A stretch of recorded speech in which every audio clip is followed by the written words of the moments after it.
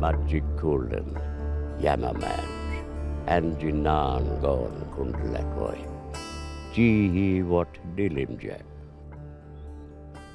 White Australia does need to know its history, our history.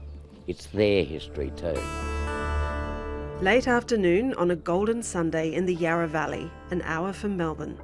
The scene is Coranderrk, a former Aboriginal mission. On this site, more than 130 years ago, a little-known struggle for land rights began. A crowd is gathering to watch a play that brings the past into the present. I'm Jack Charles. I'm 73 this coming September, and I'm a direct descendant of the residents of Coranderrk. I play the part of William Brack, the last of the Melburnian leaders. He wanted to show the country, indeed the world, that they were decent people, that they could live like white people, but maintain their own culture, their own strength. William Barrack led a successful farming community that adapted to the new European order. Their push for autonomy had some support amongst local whites, but the establishment didn't approve.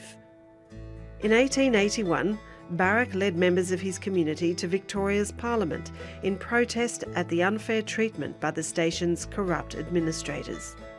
A royal commission followed. Many Aborigines testified, and they won the right to stay. But victory was short-lived. 2 years later, a new law banned mixed-blood Aborigines from living on reserves, and most were forced to leave. Transcripts of the hearings have been brought to life in the play Coranderrk, We Will Show the Country. What is a way that we can really engage with people?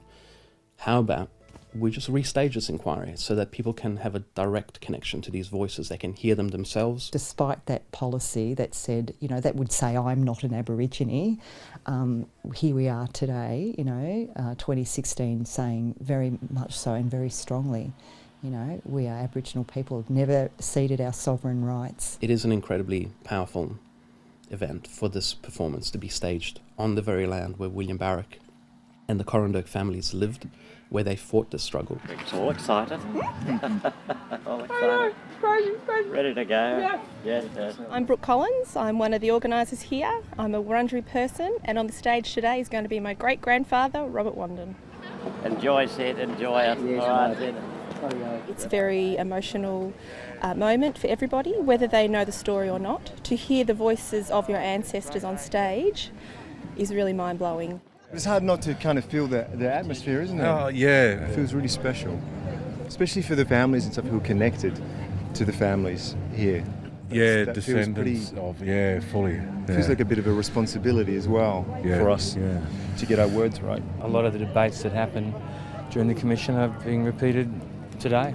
There's the same criticism of white governance, the same suspicion of Aboriginal governance as there is today. We are extremely honoured and excited to be performing this work 135 years after the inquiry took place. Jack Charles was a stolen child, his acting career punctuated by decades of drug addiction and time in prison. Much later in life, he found salvation by reconnecting with his Indigenous heritage. I've only pulled up my socks and gotten out of my addiction, many 32 years of addiction, because I plucked my Aboriginality out of the bag. Everything had to come back down to basics, being basically black again. And it wasn't until I was well over 67 that I started to get information about who I am, where I come from, whose mob I belong to. It was a wild country when you were born. Yes. For Jack, playing this role evokes pride and anger about his own history and Australia's. What would you recommend now? That Coranderrk must be broken up. They have become such a disobedient race now. I should remove the blacks from Coranderrk whether they liked it or not. The squatters have got more ground in Victoria than we have. We have only got one little piece. White fellas ought to leave us alone. I think they've done enough in this country to ruin the natives without taking it from us anymore. We want the board and the Inspector Captain Page to be no longer over us. Then we will show the country that this station can self-support itself.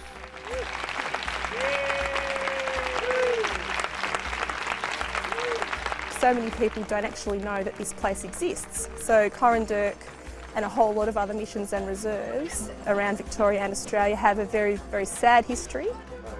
His famous quote of "we will show the country that it'll work" is something that resonates really deeply with me. So many years ago, he stated something that we are still trying to achieve today. So using the past to work out what are we doing in our future for Aboriginal people. Number one, I still can't believe it's so relevant. Number two, I can't believe we haven't got very far at all. I always say that Bunjil, our great creator, the big wedge-tailed eagle, he had perhaps conspired to keep me alive, knowing full well that the likes of me is now being taken seriously. They're my great-greats, they're buried there. And there are many of the Victorian families, their great-greats are buried there too. They saw the coming of the white people, these people. They saw the opening of the land, the eradication, the killings, and all this, and yet they managed to survive.